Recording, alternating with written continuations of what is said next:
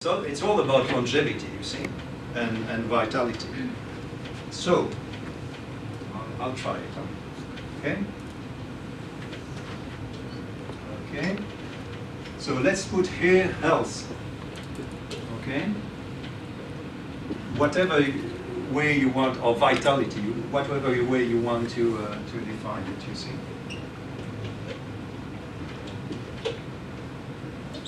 And here we are going to put time. Okay? So here you are born, you see. Let's assume you were in good health, you see. And okay, let's put, okay, 20, 60, 80, 100, okay.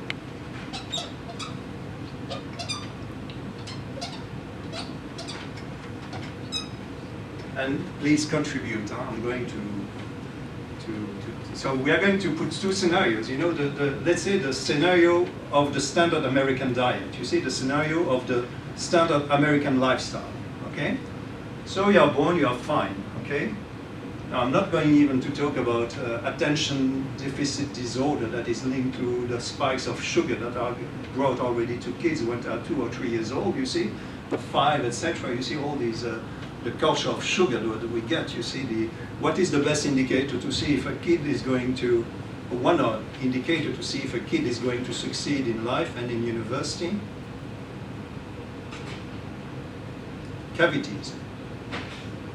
I'm full of cavities, you see, I didn't know, but my kids have 0 cavity. You know, if you eat well, and no sugar, no added sugar, you see, or in very reasonable, no cavities. Things. I'm going to give you another thing that is going to be some news for you. So, okay, so you go there. Now, with a standard American diet, essentially, and I lived it, you see, I was really overweight at 40, and I could have had a heart attack. So individually, you can already fall dead, drop dead. But generally speaking, it starts going down, you see. It starts going down.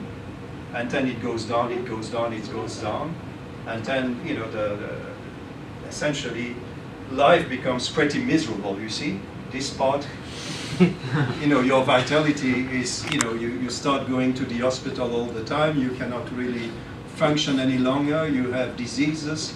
So you are going down, you see. And essentially, sugar, heart disease. These are the two key elements, you see, because once you change that and you bring a healthy diet, it's a number of diseases that disappear. There is this book that I really advise you to read, which is How Not to Die by, his name is, goodness, it's a guy from Nutrition Facts. Anyway, his name is going to get back to me. But essentially, he analyzed it very scientifically, and 17 out of the 20 main killers in our society are linked to food. 17. So you have fatty liver disease, stroke, most cancers. Now cancers can be prevented 30-40% through disease. A lot of the common cancers, like the colon cancer, are linked to food. Michael Greger is the name of the guy. But anyway, so it's really proven scientifically that most diseases are linked now to food. So it's not the cigarette any longer, it's the food that kills people. But we have not adapted our public policies in that respect. So here it goes down. So what's going down to here too? At about age 40, 60, because essentially here you start having your arteries heavily clogged, you see. So that's, for most people, that's what's happening, because you cannot walk the stairs without being able to, breathe and all these kind of things. What goes down here too? I'll give you a hint here for guys. What can happen? Erectile dysfunction. Yeah, I heard it, yes. Erectile dysfunction, you see, that's operates there. So when people buy Viagra, you see, that's a real bad sign, you see. So think about it. Every time you see an advert for Viagra or Cialis or these kind of things, you see, these are indicators these guys are not able to get their blood through their system, you see. But you see, so you have all these kind of things going on, and then you have this part of life that becomes pretty hard. You know, you can have strokes there, you have people impaired, you know, being able to, but essentially this is under your control. Because if you eat well and you have healthy lifestyle, nothing optimal, just reasonable lifestyle habits, instead of that you can go here. And the limits there become pretty high then. What is your buffer capacity to this? Like, at what amount of time are you able to recuperate and get back to a healthy lifestyle without having these negative effects on future?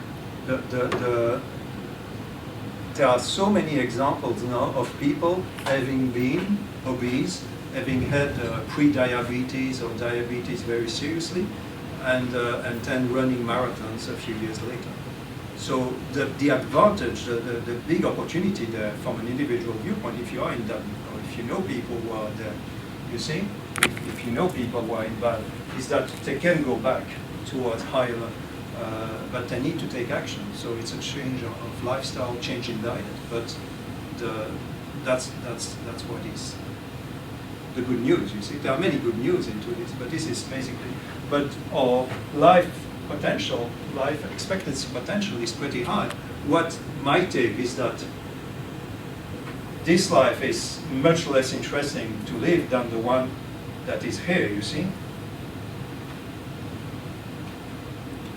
And we can control. And from a public policy viewpoint, there are plenty of things to do to get people into that direction. Because in the blue zones, in regions like Ikaria in Greece, Loma Linda in California, what happened is, and the past Okinawa diet, you see, because now it has changed, it's a big base, American base there, so they were able to basically pervert all the habits there, you see. But if you live into these regions, you don't take nutrition classes, you don't, you know, basically the lifestyle is conducive to health, the ambient lifestyle, you see.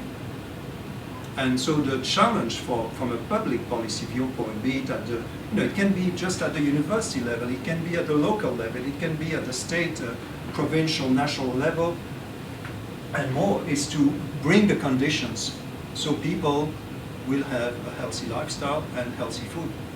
And then that brings longevity, and that, of course, reduces dramatically the spending on public health. Quebec, public health expenditure, 50% of the public spending. In the US, you know, this is linked to obesity, of course. Huh? If you eat the standard American diet, you know why? You know, you have seen all these graphs with the increases in obesity.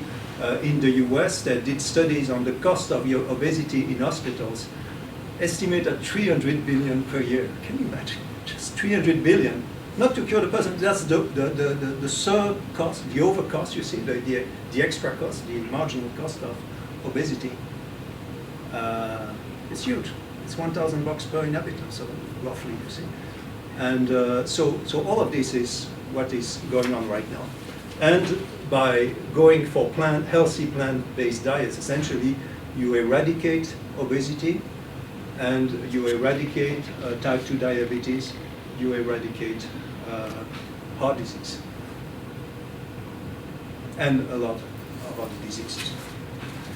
So that's the new challenge, you see, healthy longevity.